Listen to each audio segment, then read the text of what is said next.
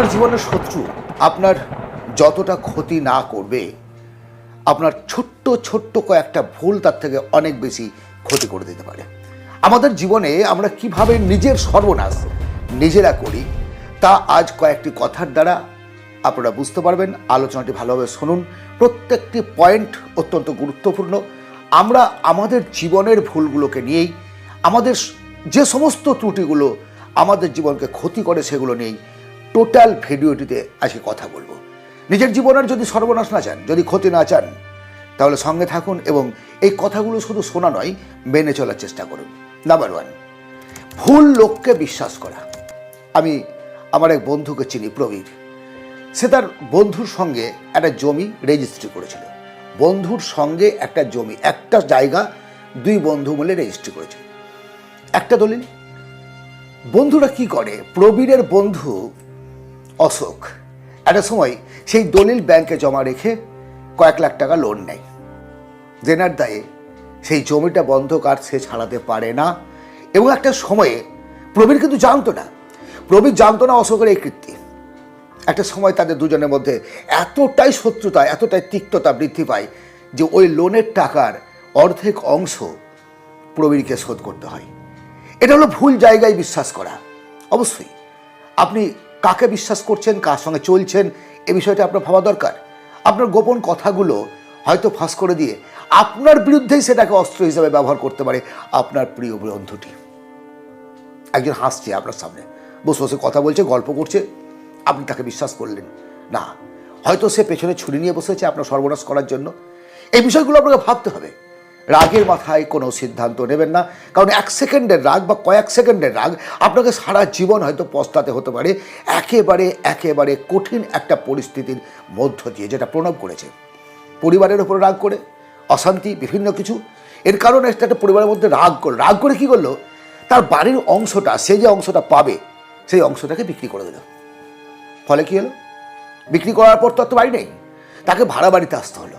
আর যে তার বাড়িটা, সেই বাড়িটা কিনেছে যে ভদ্রলোক, সে পার্টিশন দিয়ে, বাবা মা ভাই তারা আলাদা, সে আলাদা, একই পরিবারের দুটো একটা পরিবার, দু ধরনের মানুষ, দুই মানসিকতার মানুষ, সেখানে অশান্তি। আর এ ভাড়া বাড়িতে থাকতে থাকতে তার পকেটগুলো শেষ করে দিল। যে এটা টাকার কামড় ছিল, কামড়গুলো শেষ দিয়ে সব শূন্য অবস্থা, কিচ্ছু নেই। দিনারে দিন খাওয়া পরিস্থিতি, একটা দোকান চালায় কোনো রকমে চলে, কিন্তু আজ আর জায়গা কিনে বাড়ি করার মতো সামর্থ্য তার নেই। জেদ অত্যন্ত খারাপ জিনিস। নিজেকে আপডেট করতে না পারা নিজের সর্বনাশের মূল একটা কারণ। সময় বদলাচ্ছে, পরিস্থিতি বদলাচ্ছে, মানুষের মানসিকতা বদলাচ্ছে, বিজ্ঞান বদলাচ্ছে, সব কিছু পরিবর্তন হচ্ছে। আর আমরা যদি আমাদের সেই স্থবির যুগে, আদিম যুগে ফেলে রাখি, সেই ছোটোবেলায় যেগুলো স্কুলে শিখেছি সেরকমভাবে চলতে থাকি, নিজেকে আপডেট না করি, তাহলে ভাই জীবনটা নিঃশেষ হয়ে যাবে, একেবারে শেষ হয়ে যাবে। আপনার হাতের যে সেলফোনটা, সেটাও দেখবেন মাঝে মাঝে আপডেট করতে হয়। আর আমি আমাদের নিজেদের আপডেট না করে এগিয়ে চলবো, ওটা ভাবছেন কী করে? নিশ্চয়ই সন্তোষ রেডিও বা ফিলিপস রেডিও শুনেছিলেন এভারেডি টর্চের কথা, প্রথম জীবনের ফোনের নোকিয়ার কথা। আজ কোথায় তারা? কেন নেই? অথচ স্যামসাং আসার পরে আজও চলছে, কম্পিটিশনে টিকে আছে। কেন? আপডেট। নিজেকে আপডেট করুন। নিজেকে আপডেট করতে না পারলে ওই কোডাক ক্যামেরার মতো অবস্থা হবে। একটা সময় ক্লিক করে আমরা ছবি তুলেছি, কিন্তু আজকে সেই ক্যামেরা মার্কেটে আর দেখা যায় না, মিউজিয়ামে দেখতে পাওয়া যায় হয়তো। সময়ের সাথে সাথে নিজেকে পরিবর্তন করুন এবং নিজেকে এগিয়ে নিয়ে চলুন। অযথা সময় নষ্ট করা। আপনি কি মনে করেন শুধুমাত্র আপনার জন্য কম সময় বা আপনার জন্য বেশি সময়? না, সৃষ্টিকর্তা এমনভাবে আমাদের সময় দিয়েছেন যে Mukesh Ambani, Ratan Tata, Bill Gates, Warren Buffett সঙ্গে পাড়ার ছেলেটা যে মুদির দোকানে কাজ করে বা দিনমজুরি করে যে ছেলেটা, একই টাইম, একই। হ্যাঁ, ঘড়ির দাম আলাদা। হয়তো তারা 2 লাখ, 5 লাখ, 10 লাখ টাকার ঘড়ি পড়ছে, আর আমি হয়তো 250 টাকার ঘড়ি পড়ছি। কিন্তু এই ঘড়িও 24 ঘন্টায় টাইম দেবে, সেই ঘড়িও 24 ঘন্টা টাইম দেবে, অর্থাৎ প্রত্যেকের জন্য একই সময়। অথচ আমরা আমাদের জীবনের সর্বনাশটা করছি এইভাবে, সকাল থেকে সন্ধে পর্যন্ত নিজেকে একবার ক্যালকুলেশন করেন কত ঘন্টা টাইম ওয়েস্ট করছেন।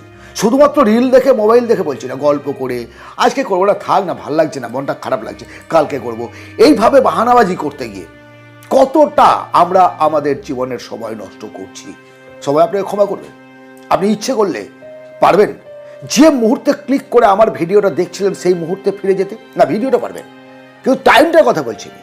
গতকালকের দিনটাতে আর ফিরে যেতে পারবেন? আগামীকাল আসবে, বাট গতকালকে না। পারবো আমি আর ইচ্ছে করলে পরে মাধ্যমিকে ভর্তি হয়ে মাধ্যমিকের বয়সটা ফিরে পেতে? পারবো না। আর 14 বছরে যাওয়ার ক্ষমতা আমার নেই। হয়তোবা আগামী দিনে যদি আমি নিজেকে আপডেট করতে পারি এবং সময়টাকে আমি কাজে লাগাতে পারি, তাহলে কিছুটা পরিবর্তন করতে পারবো। অতীতের জীবনটাকে আর পরিবর্তন করার ক্ষমতা আমার নেই। সুতরাং আজ নয় কাল এই ভাবনা চিন্তাটাকে ছেড়ে দিন। যেটা করতে চান, যা কিছু শুরু করতে চান, আজ এই মুহূর্তে সেটা শুরু করে দিন। যদি নিজের জীবনের ডেভেলপমেন্ট চান, যদি চান নিজেকে চেঞ্জ করতে, নিজের সর্বনাশ থেকে নিজেকে বাঁচাতে। অর্থের মূল্য না বোঝা, অর্থের মূল্য না বোঝা মানে পরিশ্রম করছি, টাকা ইনকাম করছি, আর অর্থের মূল্য বুঝি না? একদম একদম বোঝেন না। আমার পাড়ার রাজেশের মতো রং মিস্ত্রি, বাড়ি বাড়ি রং করে বেড়ায়, ভালো কাজ করে, বিভিন্ন প্রজেক্টের কাজ করে, 20, 22, 25 মাসে ইনকাম করে। এখন কি হচ্ছে, সে কিন্তু ইনকাম করে যথেষ্ট, টাকা রাখতে পারে না। কেন পারে না? সে টাকা জুয়া খেলে উড়ে দেয়, সে কথা বলছি না কিন্তু আমি। কিন্তু আজ চলার ধরনটা, টাকা পেল দেন দেয়, তার আগেই ভাবছে যে টাকা পাওয়ার পরে পরেই আমি কোন কোন খাতে খরচ করব। বাড়িতে কখনো অসুস্থতা, কখনো নতুন একটা টিভি নিতে হবে, কখনো বা হঠাৎ করে টাকার প্রয়োজন পড়লো, কোথাও কাউকে দিতে হবে, বাবা মা অসুস্থ, কিছু মানে বিভিন্নভাবে সে টাকাটাকে খরচ করে ফেলে। যদি তোর মস্তিষ্কে থাকতো যে আয়ের 10% বা 20% আমি সঞ্চয় করব, দেন খরচ করব, প্রথমে আপনি জমান, তারপর খরচ করুন, না করে উল্টোটা করছি। খরচ কীভাবে করবো ইনকামের আগেই আমরা চিন্তা করে ফেলছি। ছোট্ট ছোট্ট পরিবর্তন, জীবনে যদি উন্নতি করতে চান, নিজের সর্বনাশ না করতে চান, বেশি কিছু পরিবর্তনের দরকার নেই। এই যে কথাগুলো বললাম, খুব কঠিন কাজ, খুব কঠিন কাজ না। একটুখানি কষ্ট করা, একটু সংযত হওয়া, একটুখানি নিজেকে আপডেট করা, ব্যাস কেল্লা ফাতে দারুণ একটা জায়গায় পৌঁছাতে পারবেন, দারুণ জায়গায়। আপনি সর্বনাশের হাত থেকে বাঁচবেন, আপনার পরিবার বাঁচবে, আপনার সন্তান বাঁচবে, আপনি নিজে বাঁচবেন। আড্ডা মারুন, গল্প করুন, খরচ করুন, সমস্ত কিছু করুন, তার একটা লিমিট থাকবে, লিমিট, আনলিমিটেড নয়। আমরা যা কিছু করি আনলিমিটেড। খেতে বসলাম, এক পেট ভরে খেলাম, দিয়ে আমার মতো অবস্থা, বড়ি ফুলে যাচ্ছে। অথবা খাচ্ছি না, একেবারে রোগা টিং টিঙে হয়ে আছি, মানে বডি বিল্ডার হওয়া। মানে যা কিছু করছি অতিরিক্ত, অতিরিক্ত জিনিসটাকে স্টপ করুন। আজকের এই ছোট্ট আলোচনা জীবন পরিবর্তনে যদি এতটুকু কাজে লাগে বলে মনে হয়, অবশ্যই এটা লাইক করবেন, সাবস্ক্রাইব করবেন, শেয়ার করবেন বন্ধু বান্ধবদের সঙ্গে। আজ ক্যাজুয়ালি আলোচনা করতে বসলাম নিজের মতো করে, নিজের পরিবারের সঙ্গে। আপনারা আমার পরিবারের সদস্য। ভালো থাকবেন, দেখা হবে অন্য ভিডিওতে। ধন্যবাদ।